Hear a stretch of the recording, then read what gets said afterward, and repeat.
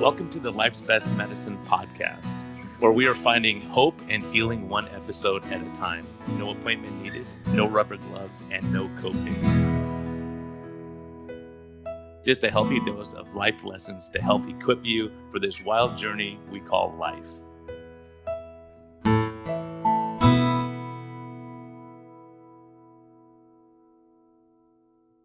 Hey everyone, this is a friendly reminder that we are here for entertainment purposes only.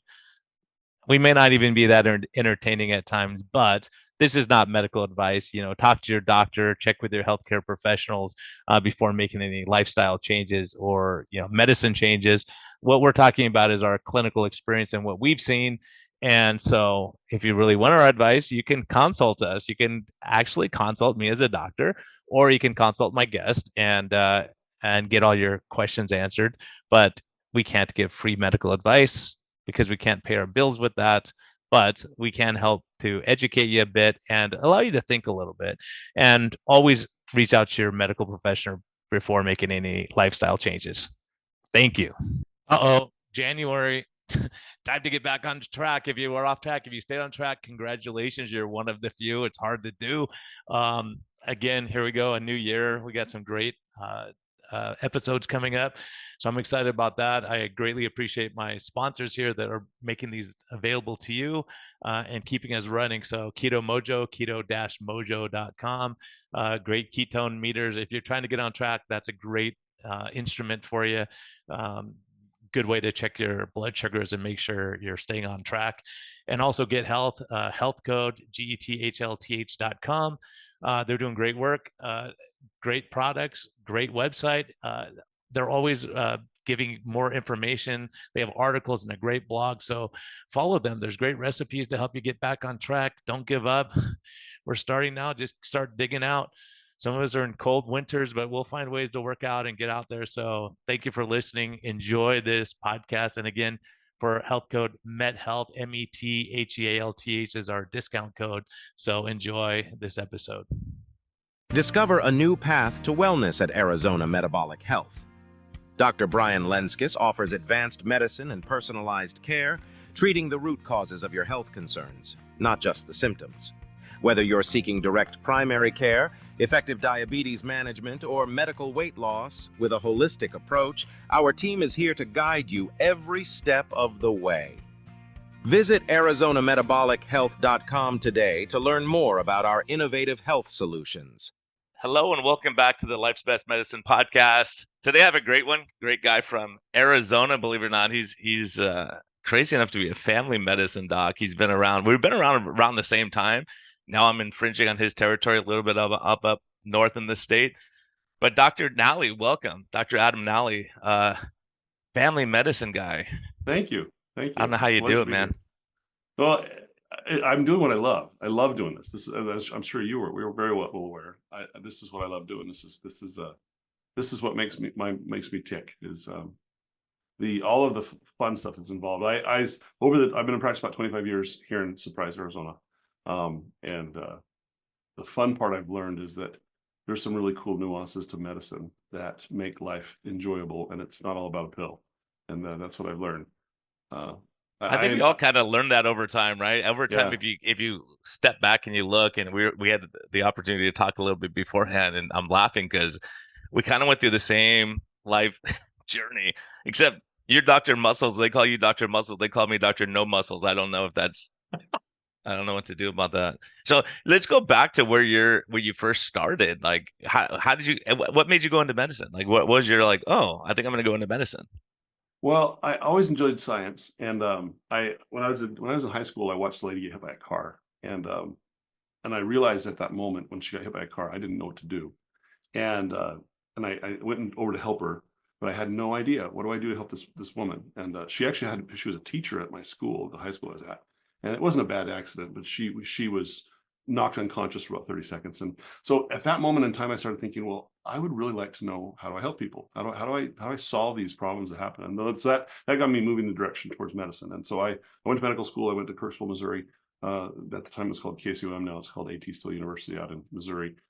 Came back and did residency at John C. Lincoln Hospital here in Arizona. And my family's all from here. I've got a big family. My wife's got a big family here in Arizona. She's a true native. She's like 7th generation Arizonian. I came down from Utah. My dad's originally from Arizona, but my mom's from Utah. So I was here when I was 17, and I've been back in Arizona. This is really home. So I enjoy this climate. I enjoy the countryside here, and I enjoy the heat. Strangely enough, I shoveled enough snow when I was a kid up in Utah that I decided I'm staying in Arizona if at all possible. Anyway, I went to medical school in Missouri, came back. I've been in practice about 25 years, and I left residency, came out, hung my shingle, and was here. And I remember a lady followed me from residency into practice, and she said, "Dr. Nally, I've been seeing you for 7 years. Well, maybe it was 5 years. 5 years. I've been seeing you for 5 years, and every year I've seen you, you give me a new pill."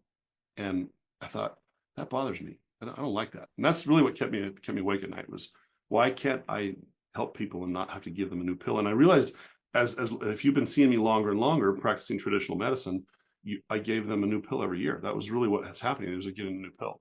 And so I started looking. That was the one issue. And the other issue is my father weighed 400 pounds when he died at 58. He was on 32 pills a day and on 150 units of insulin every day, because he was a type 2 diabetic that progressed to insulin dependence. And his labs and my labs, when you look at them together, I actually have labs at my age, 32, and his labs at age 32, and they're identical, literally identical. You can't tell them apart. I had triglycerides in the 450 range. My blood sugar was borderline diabetic. I was in the pre-diabetic range, and I didn't know what to do other than eat low fat and exercise more. And I was running triathlons with my wife, and it wasn't working. And I was actually gaining weight, and I couldn't figure out why. She would love to go run, and I'd just like, I want to go lay on the couch because I'm so tired. And so that was the challenge. So I went and got trained. At the time, it was called the obesity medicine. Well, it was the American Bariatric Association. It's now the Obesity Medicine Association. So I went through their fellowship program in obesity training, and spent 500 hours of obesity training, and realized we're doing this wrong. And at the time, one of the leaders in their I think it was the president at the time, he came and gave a lecture in Arizona, and I went up to him afterwards, and he had this list of 9,000 patients that he had helped lose weight and helped reverse their metabolic disease. And I went up to him and I said, "What are you doing? What is this diet that you're putting them on?" And he described it, and I said, "Wait a second, that's the Atkins diet." And he goes, "Well, not quite, but close." And I said, "How do I learn about this?" And they happened to have a conference in California about a month later after this conference I was at. And I went. He said, "If you go to this next month, you're going to learn all about what I just taught you here." And he said, "It's at Disneyland, so it might be fun." I went, "Oh." So at the time, we actually had annual passes to Disneyland because my kids were young. So I told my wife, I said, "Honey, we're going to go to Disneyland for 3 days. I'm going to go to this conference. If it's not worth it, we'll have a blast for 3 days at Disneyland. Otherwise, I'm going to go." Well, needless to say, I got to the conference and my family went to Disneyland. I was like drinking out of a fire hose. It was amazing. I'd been in practice for 5 years, so I had seen these problems and had no answer to them. And this approach gave a lot of answers and answered a whole lot of questions for me. So I basically said, "Okay, fine." I had tried every diet under the sun and nothing worked. I was exercising my brains out, hour a day, 2 hours on the weekends to run triathlons. Nothing was working, because I had the same problem my dad had. And I was thinking, it affects me, it affects my patients. What do I do? So I basically told my wife, I said, I'm not going to eat carbs. And I just ate protein for 6 months straight, and I lost 75 pounds. And I went, Wow. And she thought I was going to die. She was convinced I was going to die. And but I said, if it kills me, I said, I'm going to either die now or I'm going to die at 58 like my dad did. I said, so I don't know what else is better, and this tastes better. So ended up doing essentially it was a near carnivore diet is what it was. Keto-ish, but it's kind of a crossover between the two. But And that was before Sean Baker was around, before right? Sean Baker was there. That's like crazy. And at the time, it was it was called low carb, and so I was keeping my carbs under 20 grams. In reality, it was like around 10 grams. But I got up and I would have 4 eggs and half a pound of sausage. I would eat 5 hamburger patties at lunch and a pound of meat at dinner. And you're losing weight doing that. And I lost weight doing it. And then my labs got better. And I went, how is this working? And so my goal was, if I'm going to teach this to my patients, I have to understand every nuance of this. So I started keeping records really closely of what was happening to me and my patients. And over the time, 16 different disease processes resolved with my patients. So I started seeing these things happen. So I started recording it. I ended up writing a book about it called The Keto Cure, but that's where that came from. It's my experience over a period of probably 10 years, what happens when you cut the carbs out of your diet and what happens metabolically. And there's a bunch of science that's out there, but it's just kind of buried underneath all the other rigmarole. And that's what I found. So I've spent the last 18, 19 years of my life focused heavily on helping people use low carb diets of various degrees, carnivore to keto or to low carb, helping them achieve their metabolic goals with those, with diet as the underlying foundation. I still practice general medicine. I'm board certified in obesity medicine. I went and did a fellowship in hormone therapy, which I found is a huge factor for about 20% of women and men as well. And then my focus has now become using diet to enhance longevity. And so I really love I have a practice of many patients, or most of my patients are over 65. A lot of my patients are getting to 95 and 100 years old. And it's really cool to watch them be healthy without a walker at 95, walking around, feeling great, playing pickleball, doing fantastic things. And so that's really been my goal, is using diet to help reverse disease and then helping improve longevity. And that's really what Yeah, I it's do. so amazing. I mean, we kind of went on the same journey. It took me like 20 years to figure it out, to say this system is kind of, and I was seeing the same thing. Is like I'm helping people with for me, it was Jason Fung. One of my patients came in and lost 40 pounds. I'm like, what the heck did you do, man? Because I was pre-diabetic and gaining weight every year, doing the same thing Yeah. like you, working out like crazy. I'm like, how can this possibly be? And he told me, he goes, it's just called the fast diet. I don't know what it is. I just Tuesdays and Thursdays, I just eat no carbs at all. I just eat meat. And I go, okay, what about Wednesday and Friday and all the other days? He said, I eat whatever I want. And I said, well, that doesn't make sense. If you starve yourself on Tuesday, Wednesday, you must eat twice as much. He goes, no, the weird thing, I'm not hungry the next day. I'm like, how can that be? And so I watched a video with Jason Fung. I go, what's this guy selling? Oh, fasting. Like, what is this? And then I reached out to him and he got back to me. He goes, Brian, look, when you're going to start someone on insulin, the day before you start the insulin, their insulin is going to be the highest it's ever was. It just Yeah. doesn't Yeah. work. They're Yeah. insulin Exactly. resistant. I was like, oh my gosh, let me look at this. And I'm like, this guy's right. I'm gonna be so pissed eating Melba toast and like rice crackers and all that stuff. Yeah. We Yeah. could have been having steak.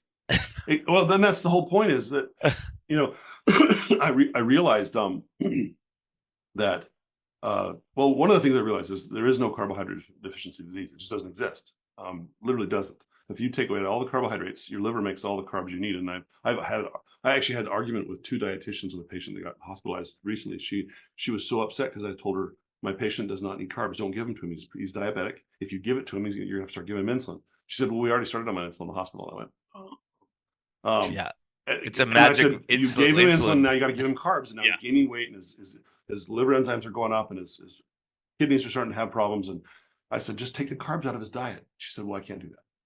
And she hung up on me. And I went, oh my gosh. So there really isn't a carbohydrate deficiency disease. And most people, we've been brainwashed for the last 55 years into thinking there is, and there isn't. And so that's your brain only needs 100 grams of carbs, but your liver makes 260, 280 grams no matter what you do. And that's been kind of the rule of thumb. I tell people, if you understand that concept, then you can eat like a lion. If a lion doesn't eat it, you shouldn't eat it either. And that's what I tell. And patients go, you mean I can have bacon and cheese and things like that? Yeah. And It's as so much as you mind want. blowing for people. It's mind blowing. It really Especially is. when they're morbidly obese. And then, like someone like in your dad's case, had they have cut the carbs and all that, his triglycerides would drop like crazy, right? All these things They start would getting have better. plummeted. I've maintained triglycerides in the 51 range, from 450 to the 51 range for 18 years. I mean, it's been, and for part of those first 10 years, I didn't really exercise much. I stopped exercising just to see, because a lot of my patients had arthritis and they couldn't exercise. So I thought, well, if I'm going to do this, I'm going to back off the exercise and just see what happens. And with diet alone, I maintained this wonderful metabolic profile. And my dad's first heart attack was a quintuple bypass at 42. 42 years. And then he had 3 stents thereafter before he passed away. He went into kidney failure late, right before, probably around age 54. I'm 54 now. And he went into kidney failure at 54. So he was on dialysis for 4 years of his life before he passed away. I was actually at the metabolic conference in January in Florida, and I ate some really bad eggs from somewhere. I don't know what it was. And got food poisoning and literally passed out and was taken to the ER there in Florida. And they all thought it was a heart attack. And I said, no, it's not a heart attack. It's not a heart attack. My vessels are clean. And they were convinced, because I had an elevated white count, liver changes, but I had a little shift in my T wave that occurred for about 2 hours, and it resolved totally. So the ER doc and the other internist said, well, we got to rule out your heart. I said, okay, can I go home and do it? And they said, no. So I was forced into a heart cath in Florida. which is I did not want to do, but they wouldn't let me leave. Yeah, they want to make It's sure. Yeah. AMA. You're gonna, it's like, oh, Yeah, crap. yeah. Oh, fine. So Sunday morning in January, I think it was the 26th or somewhere around there. They did a heart cath on me, and before they let me leave, and the cardiologist walks over to me and goes, "What the heck are you doing? Because you have the cleanest vessels of a 45-year-old I've ever seen." And I said, "Dude, I've been doing keto for 18 years." I Yeah, you said, said, "I I told told you you. my vessels are fine." And so I was never planning on a heart cath, but I can tell you that I have the cleanest vessels of a 45-year-old that they've ever seen in Florida, where they got great vessels over there too. But anyway, that's really what the difference is. So I went from a family history of having a first heart attack at 42 to having no problems with heart, and I'm 54 now. And if I had tracked the same way my father was doing, following the same advice my father had been having, I would be in a wheelchair, not walking, having had my third heart attack, and probably in renal failure and all those exciting things. And so that's really what keeps me going. Is I want to be around for my grandkids, and I want to be able to see them and spend time with them and have a healthy and productive life. And that's what I'm trying to provide to patients, which I'm sure you're doing too. I mean, Yeah, it's a huge thing. I know. And that's the thing is we see people getting healthier and so you're transitioning at the moment. I am. So in 2020, COVID and 21, I started seeing huge patterns of problems with the COVID, with the vaccine. I probably had nearly 200 patients with COVID reactions or vaccine reactions that started showing up in my office, just saying, "Hey, I have this. This is what's going on." And so because of my stance on COVID, because of my stance on the vaccine, because of what I've seen, I was actually recommending not to get the vaccine. And the hospital here in town and the medical plan associated with it didn't like me for that reason. Sent me lots of "you've been naughty" letters, and threatened to pull me. I was reported to the board twice because I was treating COVID not with a standard care. I was using other medications that worked really effectively, and my patients were doing really, really well. So that was the first nail in the coffin. And then the second was that with this big cyber attack they had at the beginning of the year, insurance companies just stopped paying for 3 months. And I'm a solo practitioner with a nurse practitioner in the office, and they basically stopped paying. And so I don't know anybody who cannot get paid for 3 months to keep their doors open. And And you have overhead, you have yeah, staff, you yeah, have I all have the stuff staff you and gotta overhead, buy. and it's Yeah, yeah. huge expenses that are there. And I just said, "Okay, fine, we're done." And so I rolled my practice to it's a cash based practice. Essentially, I do direct primary care, which is a monthly fee that patients pay to come see me. And they can see me once or 30 times that month, or concierge type practice, which covers all the whistles and bells. I have a medical spa in the office, and so with that we also do that. And that's one of the fun things we could do, is help you look better and feel better at the same time. So those are things we're doing. So in the last 4 months, I've transitioned. May 1st, we switched to no longer accepting any insurance, and now we're just doing full cash base, which I think you did as well.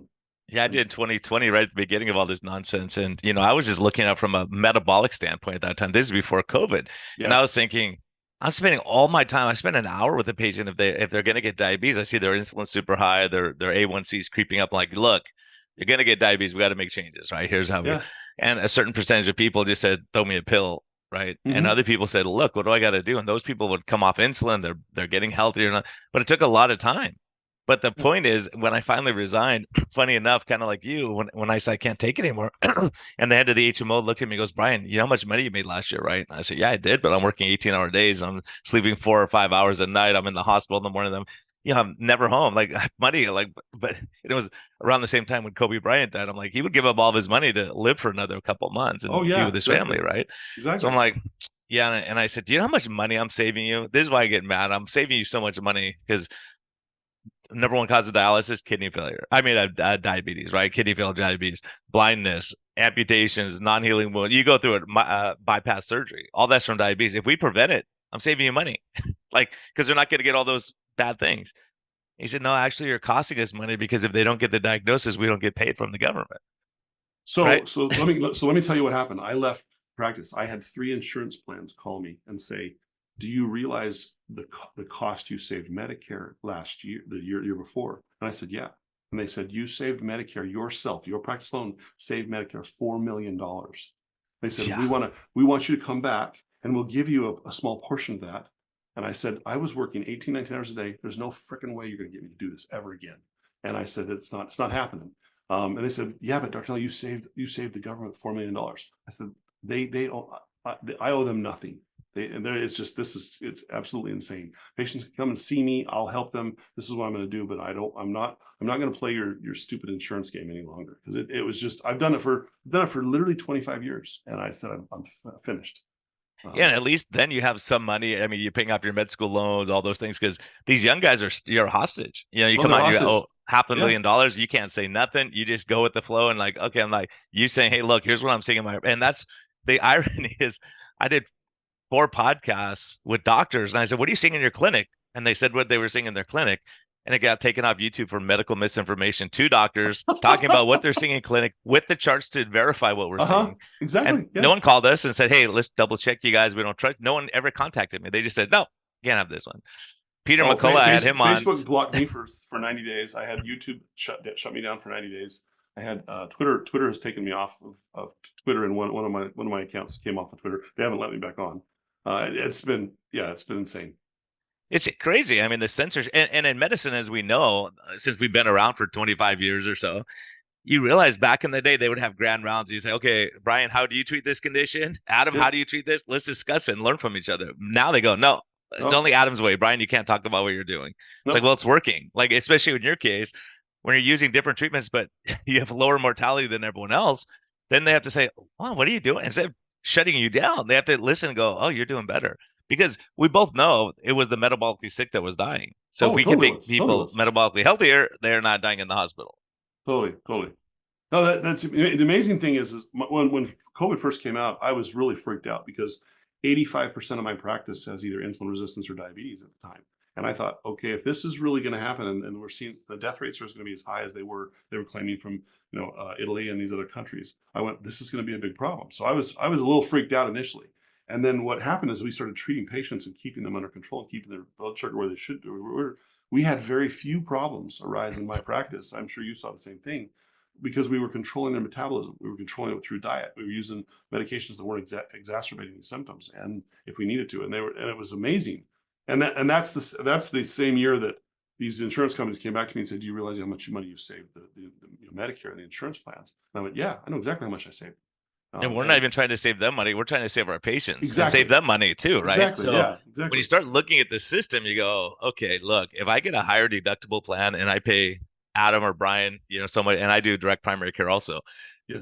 you're saving money and you have Cadillac care. I mean, you have the Mm-hmm. best care around. So how can that possibly, like, the insurance company should love us because Oh, they they're should saying, totally love us. Yeah, right? but They should, but they yeah, don't. But they they don't. should because they're saying, wait a minute. I'm not, the insurance company's not paying anything to us except Mm-hmm. for the labs and other stuff we Yeah, order. But the patient's paying us directly. They're not, they have no copays or anything like that. They paid their monthly fee and there you go. exactly. No, it's a different world we live in. It's in the How do last you four think it years. is, Adam? How do you think it is that like other doctors don't see it that way? They just keep like, they're just a cog in the wheel their whole career and they go, okay, just keep adding drugs on. How do you think they don't come to an epiphany at some point? It's interesting because there's a fear. It's mainly fear. Most of them realize that. Two things. I don't know about you, but my very first day of medical school, I've said this in other podcasts, I think, and other times, but the very first day of medical school, the dean gets up and gives his presentation, and the vice president got up, and this guy was a general surgeon. I think he had been in practice like 35 years, and he had become the vice president of the medical school I was in. And he said, I'm supposed to give you a 15-minute speech. And he says, this is what I'm going to tell you. He said, 50% of what we teach you today is in medicine is wrong. We just don't know what 50% it is. And that struck me. And he said, I'm supposed to talk some more, but he says, I want you to think about that. And he went and sat down. And that was it. And I went, okay, you got a guy who's been practicing for 35 years, really highly intelligent guy, general surgeon, very successful. And he said, that's the most important thing he wants me to know today. And I've kept that in the back of my mind. And so what I've realized is that a lot of us were trained in science as if it were a religion. It's not. But if I talk to a lot of doctors, they've been brainwashed by the system into thinking that their science is their religion. And it's not. It's not. It's a science. And in fact, if you look at it, medicine, most colleges were set up by religious groups. And so religion created the capacity for us to apply science.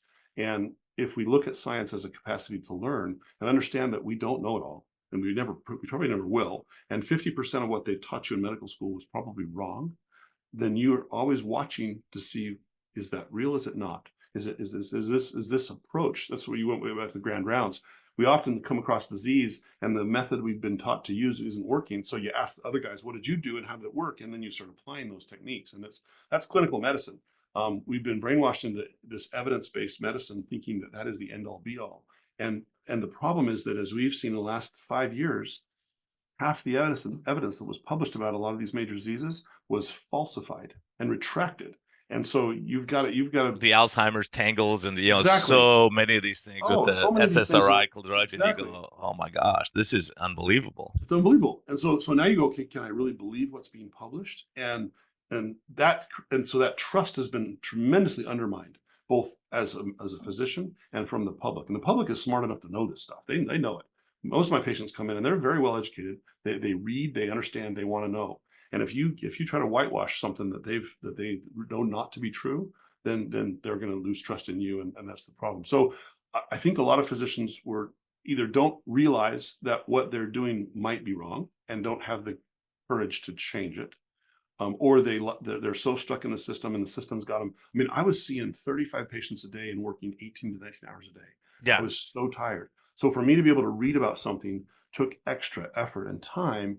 And for most guys, they probably don't want to do that. And I don't know if they do or they don't, but I learned early on that the only way I can stay ahead of the curve is I've got to be up on everything that I'm reading and be watching closely. And if something's not working, then I need to look, okay, where can I change it? Where can I do something different? It Yeah, and sounds like you did the same thing. and I think that's the thing, is it's like a cult in a way, where these studies come out, go, this is the best drug ever, this new drug coming out, so it's going to change everything, and people believe it, and despite what they're saying, wait, the patient's not getting better, but they say, well, the drug is great no matter what, so they keep pushing, and their patients are getting sicker, instead of saying, wait a minute, they were okay, they were given this drug or intervention, and they got worse. Uh-oh. We better reassess these things. So I think this critical thinking of observing, like you did, you're observing what you're seeing in your practice, you go, oh, I'm seeing stuff I haven't seen, pericarditis, myocarditis, multiple people with shingles in the same week. And, I never saw that. I practiced 20 years, never saw a single case of myocarditis or pericarditis show up in my office. Now I do ultrasounds myself. I got trained to do ultrasound in my office. So I would actually do an ultrasound and see this on their heart and go, holy crap, I've never seen this before. And in my office, I've seen it in the hospital, but I'd never seen it before in my office. And I went, you walked in with this? And then you start looking at the histories and go, okay, wait a second, this doesn't add up. And so it's amazing to see these things arise, but you have to be open-minded enough, and that's hard to do when you're really cynical after being beat to death for 20 years. Or if you're working in a big system, you're working for a big HMO plan, and you say something that they don't like, they go, you know what? We're going to pull all your patients from you. All right. Exactly. Yeah. That's what they do. And you go, okay, I'll just toe the line. I'll be quiet. I'll be a good person. Right. Yeah, we've created a whole slew of doctors that are lemmings, sadly, and they just they follow the protocol that they're being given, and that's not what we were trained. That's not what I was trained to do as a doctor. I was trained to think, and the challenge is we have a generation of physicians that have come out that were trained to just follow a protocol, not to think outside the box, and that's sad. And I hope that changes somehow. I don't know. Hopefully it will, but. Yeah, hopefully it will. I think there's, I think enough people now, patients that come in, they go, I'm sick of it. Like I come in, like, a couple of weeks ago, I had a patient, she came to me for the first time, and she was telling me that she went to urgent care. She waited 3 hours to be seen. Her doctor couldn't get her in.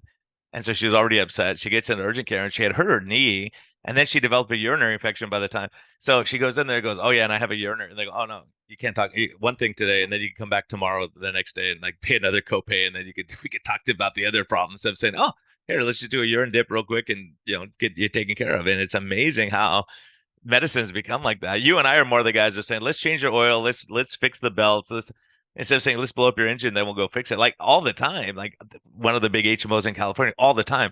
I'm watching the patient when I get their records, like, they're gonna get diabetes. I can see that what's coming. You can and see then it. they go, well, once you get diabetes, we'll treat you, but until that, we're not going to. Doesn't make sense. No, I mean, so the sad thing is this: you show up in my office, and I can tell if you're going to have diabetes in the next 20 years. I can see it from your labs. You can see it. You go, if you don't do this, this, and this, you're going to have diabetes. I guarantee it in 20 years, and likely in 5 years if you're eating the standard American diet. And the challenge that I found as well is that insurance doesn't let you address more than one thing when you show up in the office. Like, I'm an osteopath, so I do spinal manipulation, and so the patient would come in and they would have, an ear infection, and I'd say, well, I'd like to be able to manipulate you because your back hurts too, but I can't do it because your insurance won't pay me to do it. So I have to bring you back a different day to do it. And it's nuts. Or a shoulder injection. Somebody's got a shoulder problem with their bladder infection. Oh, I can't do the procedure on the same day I treat your bladder infection because the insurance won't pay for it. And people get so upset with that. And that's not good medicine. That's really bad medicine. And so it's been nice to be able to, in the last 4 months, my stress level has dropped 50% Oh because yeah. patient came in, patient came in yesterday.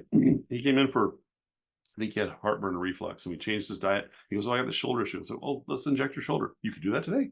Yeah, of course I can. And When you have time, you you don't have have 30 time. You have people time to knocking do on it. the door. Yeah, Hurry, it's doctor, hurry.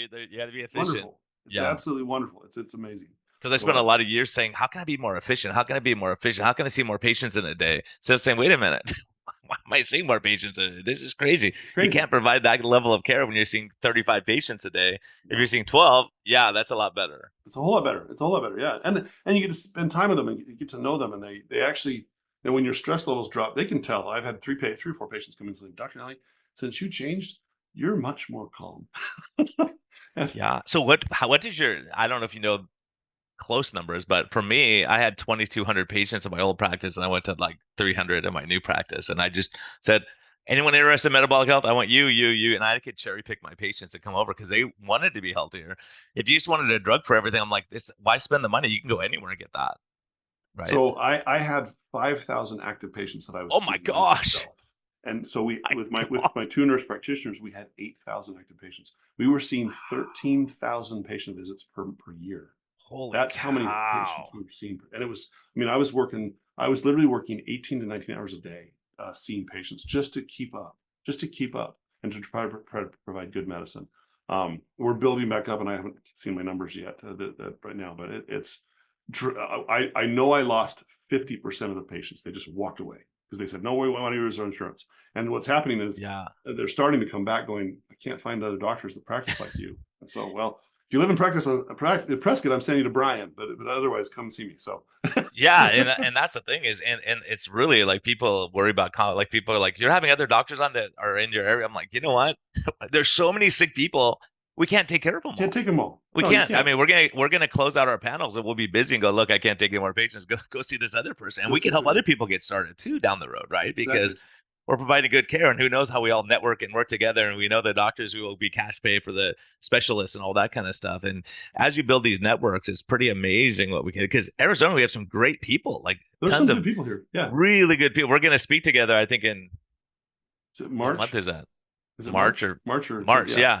yeah, So it would be cool to get all of us together and just talk about what we're doing and helping yeah. people and you're focusing. I mean, for me, it was kind of the same thing. I was at a medical conference and Ben Bickman happened to be there from BYU from Utah, Yeah, yeah. and I go, Ben, if I want to live a long life, what do I have to do? And he goes, oh, Brian, that's easy. 5 things. He goes, number one, don't work 18-hour days and be stressed out. I'm like, okay, what's number two? Get enough sleep, like sleep 8 hours a day. I'm like, your rules kind of suck, Ben. And he goes, yeah, that's why doctors die before everyone else, right? Oh yeah, they'll And die he goes, early. eat real food, exercise regularly, don't smoke or drink to excess. He goes, that's it. I was like, Yeah, that's it. That's all you have control over.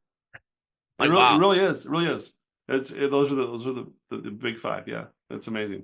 And it's amazing that everyone just throws a drug at everything. It's just like we got to throw another drug, another drug. And you see, like, when you look at insulin resistance and all the stuff it causes, and you say, well, why don't we just treat that? The big thing in the middle instead of all these little things that throw a million drugs at it. For 25 years, the one thing I've been able to identify, there's five, but the one that I look at first, and you probably do this as well, is patient walks into my office and the first thing I check is their insulin. I care about everything else, but I care the most about the insulin. And if that insulin's high, I guarantee they're going to have 16 or 20 different diseases that will arise if they don't already have them ahead of time. And if I can modify that one factor, 85% of their problems go away.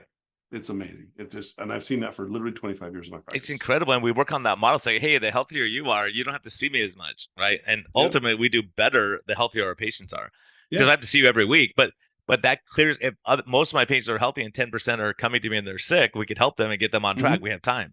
But if Yeah. you have Yeah. 95% of your patients are, morbidly obese, diabetic, and sick, it's like, oh my gosh, you don't have, You don't have time. you You don't have time to see them all. And yeah. the, and And the, and And because of their high inflammation that's arising from that insulin and high inflammation that's arising from the crap in their diet, they're in your office almost every other week because they've got some other problem rising.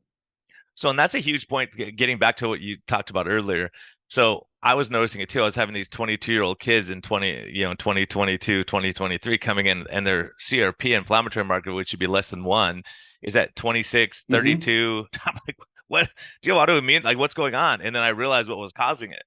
I go, huh. Anything that causes chronic, prolonged inflammation is not a good thing, Oh, right? And yeah. so when they say, well, it's just going to do it for a little while, how long? We don't know. Like, it depends on the person. It's like, wow, that's like being diabetic if you look at it from a cardiovascular risk, Oh, it's right? totally. Well, this is what's fascinating. As soon as I changed their diet and I modified their diet such that the insulin dropped, CRP would return to one or less. And I've seen that over and I've seen that with uric acid. I've seen that with CRP. I've seen that with sed rates. I see. So they all Triglycerides, track. They all everything. track within Yeah. 24 to 72 hours of insulin changing.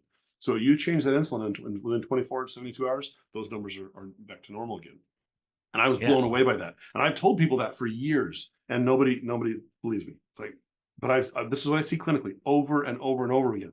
So I have patients come in Fatty and liver go, disease. yeah, Fatty oh, liver it's gone disease. in 12 months. I see it literally Yeah. gone in 12 months. It's amazing. It's their kidney function. I will see dramatic improvement from somebody who's got stage 4 kidney disease back to stage 2. It's amazing. In And the 12 maddening thing months. is, everyone says, "Oh, if you do high protein, you're going to kill off your kidneys." I'm like, how come all the muscle bodybuilders aren't dead? They should have kidney failure. All of them should be on dialysis. Why not? Right? I Because ask them. I have yet to see a single bodybuilder eating 300 grams of protein ever show up in my office in 25 years with kidney disease. Never seen one. Haven't seen it. and how many diabetics have you seen? I've seen Right, thousands and thousands. thousands of them. And what's amazing is I put them on high protein and their kidney function all gets better. And it's like sadly these nephrologists still go back to that one single study in 1966 on rats that showed that if you give rats too much protein, their kidney function slightly worsens. And that single study is where they've based this whole protein issue from. And it's amazing. It blows me away. It's I actually amazing had you're two. looking at rats, right? And rats aren't Yeah, it's for supposed to eat that rats. much protein, right? No, they're not supposed to. Well, Yeah. I had two nephrologists come into me and say, "What are you doing? Because these patients are getting better. What exactly are you doing?" And I said, "I'm taking them off their medicines and then put them on bacon." And they both rolled their eyes and walked out of my office. And I was like, "Okay, you asked me. I told you." Yeah, well, just recently I had a patient see a friend of mine who's an ophthalmologist, and he was kind of ribbing me about what I do. And then he said that the patient said it took him forever, like forever. Like he took images of the back of my eye, and he was out, and he came to the patient. He goes, I had to make sure it was the right chart. I had never seen diabetic retinopathy getting better. Get better. Oh, Never. it gets better. Yeah, it Diabetic gets retinopathy better. gets better. Kidney function gets better. Liver function gets better. I mean, the gap goes away. I go on and on and on and on. It's amazing. That's Yeah, like it's awesome. So it's I so can see you're awesome. passionate about what you do, and that's awesome. I have to ask you because like when you say family medicine, do you see kids too or not? Yeah, I see kids. Yeah, yeah. Man, much respect. I remember when I was in residency, I had to put an IV in a little baby one time. I go, no way, I'm not doing it because I can't explain what's going on, and they don't know it's for their own good. It's like, oh no, they're gonna think Yeah. that's a mean person there. No, And what parents, you the gotta deal parents. with Oh yeah, parents well, too. yeah.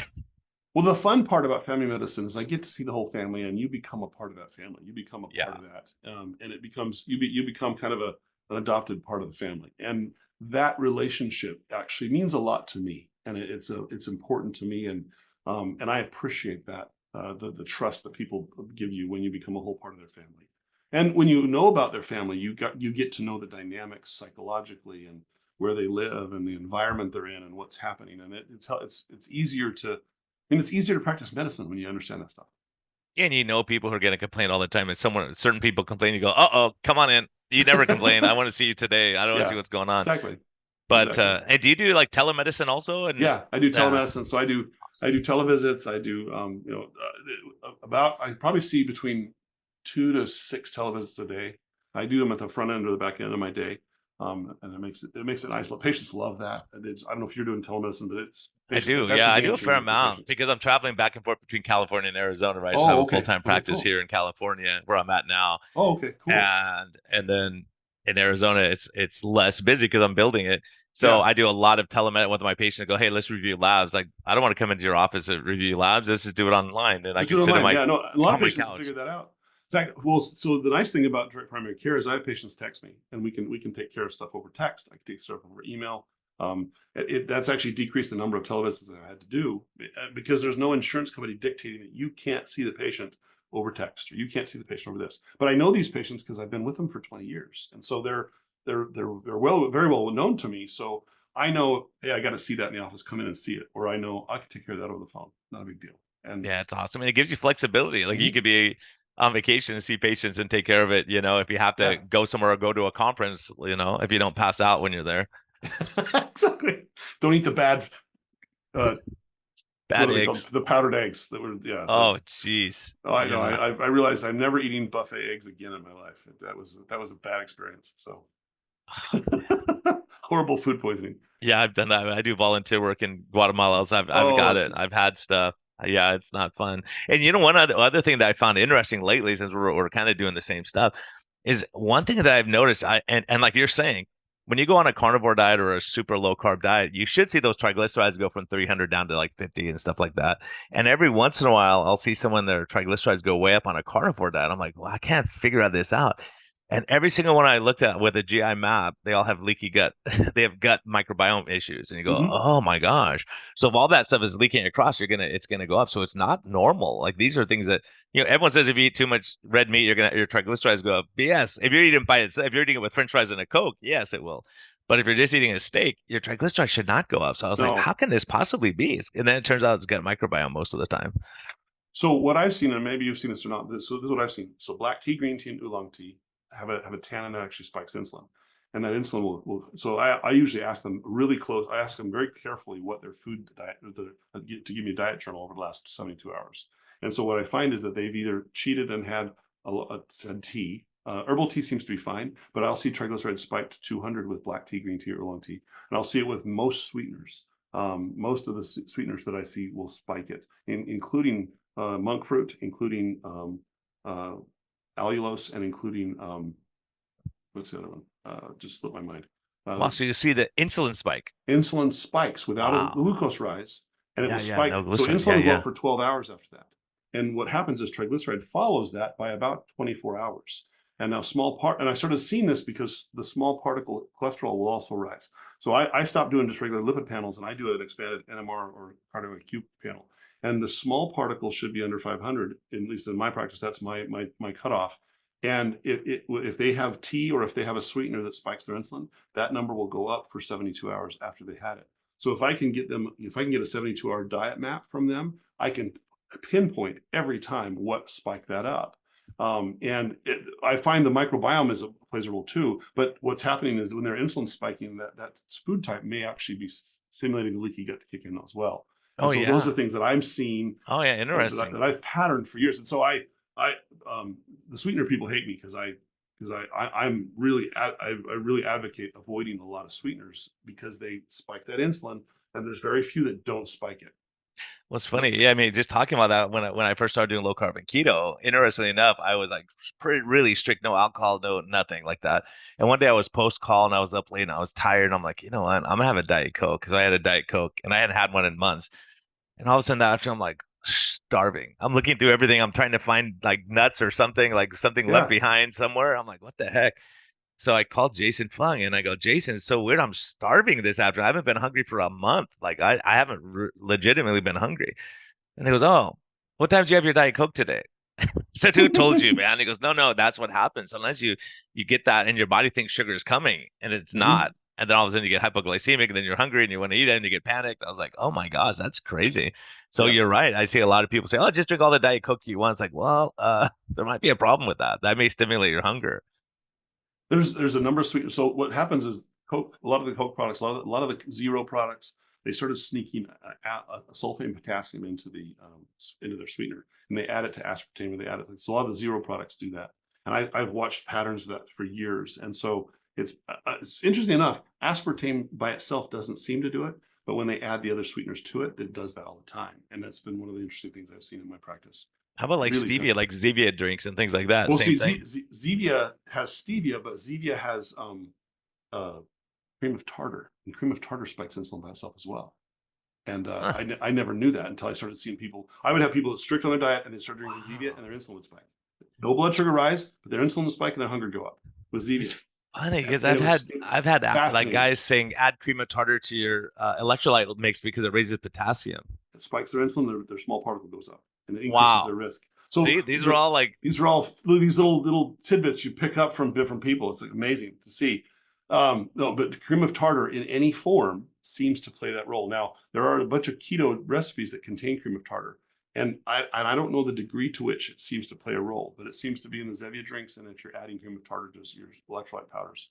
And then a lot of these electrolyte powders that are flavored contain dextrose or maltodextrin, and I find that's a huge problem.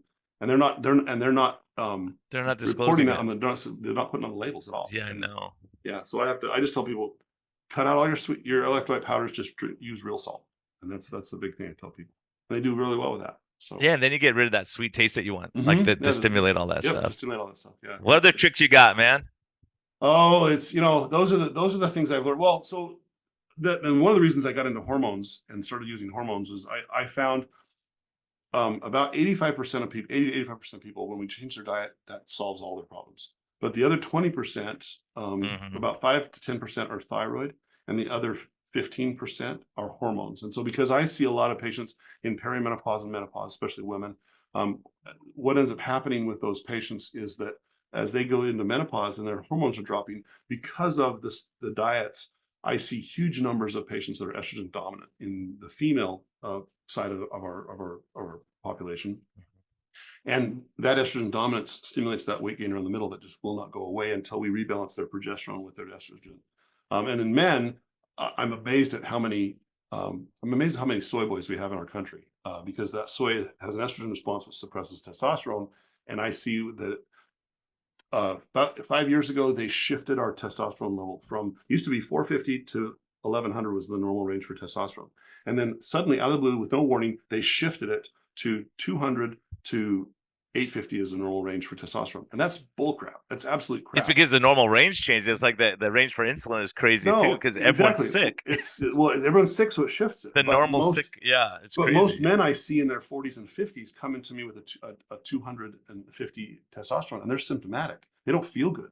They're losing muscle. They have no libido. Some of them will see erectile dysfunction because of the high insulin and the vascular disease that's kicking in on top of that. And so what I found is that when I get their normal hormones, their progesterone, estrogen, and testosterone back to about the 75th percentile, suddenly the weight comes off in that last 15 to 20% patients. And so one of my Wow. big factors has been I treat the insulin first, I treat the thyroid second, and I treat their hormones third. And if I try to do it in any other order, it never works. And so that's the order of the three that I approach. And if I can get those under control, then they feel phenomenal. And that's where we start to see longevity kick in. That's where their GGT normalizes and their TIBC normalizes, and we start to see their total cholesterol. What's shocking to me is we 55 years later, we're still getting cardiologists trying to get total cholesterol down under 170. The problem is that when I lower your total cholesterol lower than 170, your risk of dementia goes up 55%, and nobody talks about that. So Alzheimer's, Well, dementia, and yeah. Parkinson's is huge, and I'm seeing tons of that secondary to all these cardiologists lowering this using maximal dose of statins and putting people at risk for dementia and going, we're trying to And keep never changing their diet never either, and change their just saying diet. eat all the carbs you want. It's like, wait a minute, your sugars and insulin are going to get higher. You get more insulin resistant. That's an issue. So unless you change your diet also, because the other thing is, if you if you just Google uh, uh, lipids and longevity, Yeah. right? You go, the higher your lipids, the longer you live, and you go, why are we trying to lower them? Is like they're trying to get LDI. I just got something from a doctor, from a cardiologist. He said, yeah, this guy's at risk. I want his LDL less than 40. I'm like, Oh, holy cow, no, man. I no, it's mean, going to kill him. that's not even Yeah, physiologic. That's it's not like physiological. incredible. No. Well, I have never, ever, ever seen a 95-year-old with a total cholesterol less than 230. Never. And in the literature, they're never less than 250.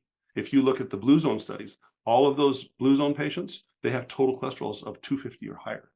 And that's Yeah. the total cholesterol. That's not LDL. And now even our blue zones got debunked. Yeah, the blue zone's got debunked. Yeah, but I It's lived like, in a blue zone. I lived in Okinawa for 2 years. yeah, They don't eat low fat.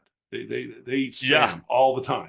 yeah, that's their thing, That's right? their thing. Spam. Yeah, spam. Spam's the secret to longevity now. It really is. It really is. But It's you live on a ranch too, and you like yeah. do you raise your own animals and all that kind of So I've stuff? got 35 chickens at my Oh my house. gosh. So So you every don't get morning sick from eggs there. I have 8 eggs every morning. That's my breakfast. My Yeah. breakfast is 8 eggs every morning. And people are blown away by that. And so I've got 5 horses and 35 chickens and 10 dogs and koi Wow. fish. And yeah, Awesome. it's fun. Well, It's and awesome. that's the other part of longevity is you got to enjoy where you live. You got to get back to nature. Nature is really important. And most of us city slickers that don't understand how profoundly helpful nature is. Yeah, just come out to Prescott, man. We go Exactly. hiking and mountain biking. I Bring my horses combined up and ride. grounding and mountain Bring my horses up biking. and ride. Go horseback riding in Prescott. That's my Yeah. favorite. Oh Yeah. yeah, it's awesome.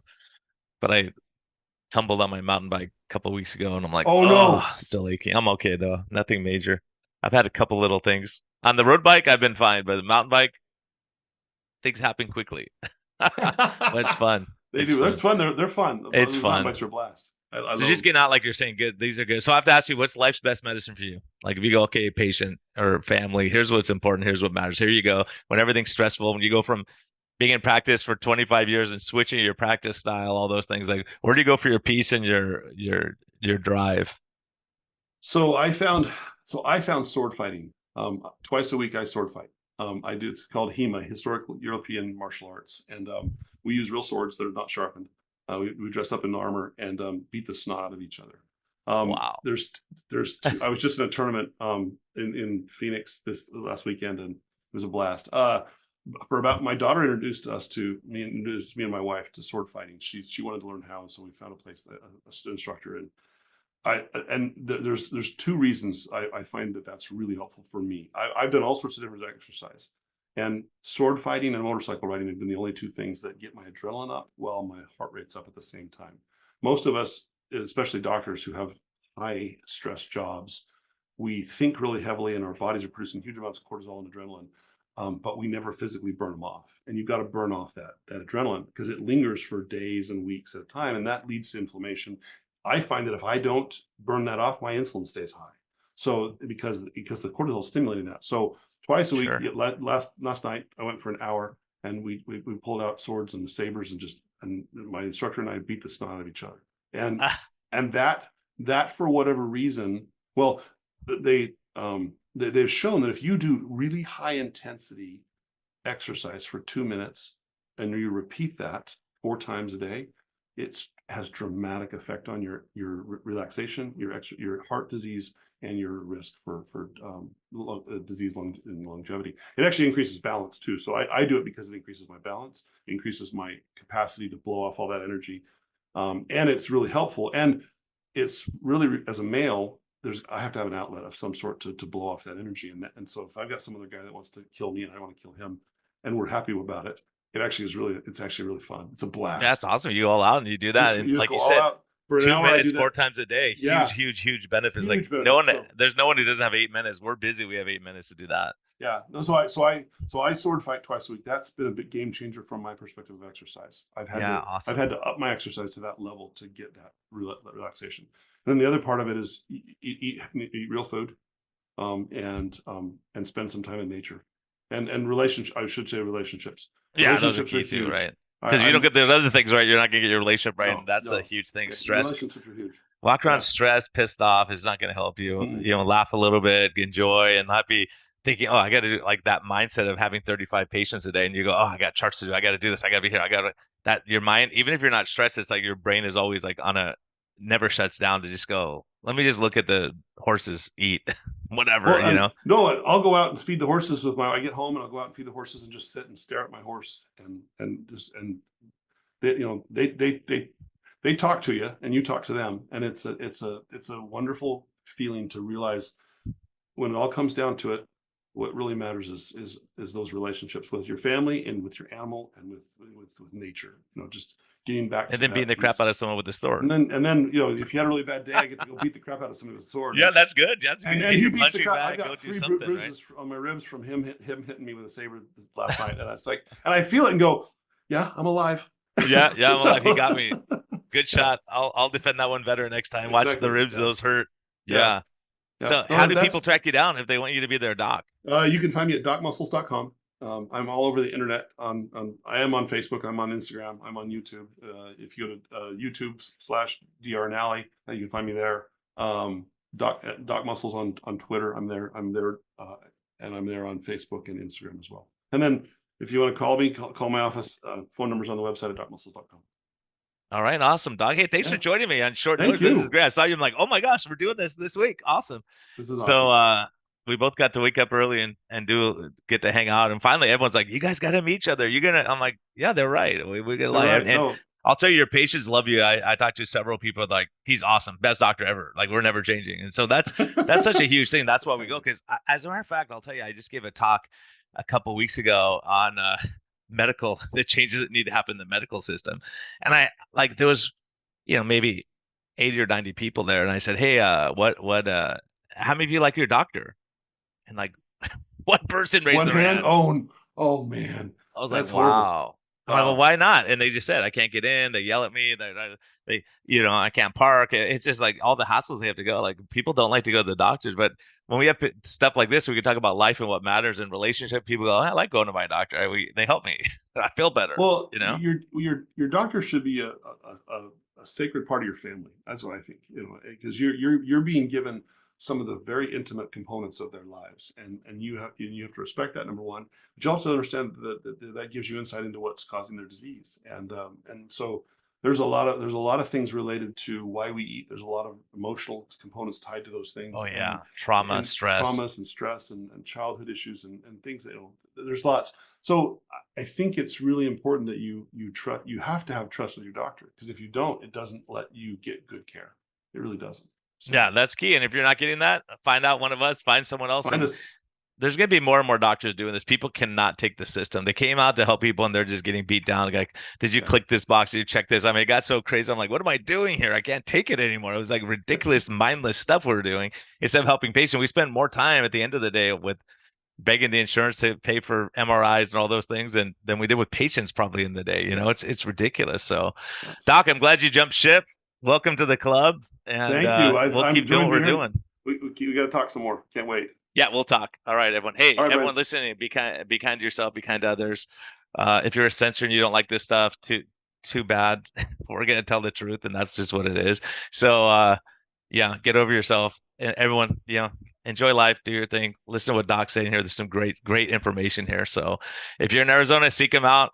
If you're in Northern Arizona, seek me out. We'll get you figured out. So blessings to y'all. Take care.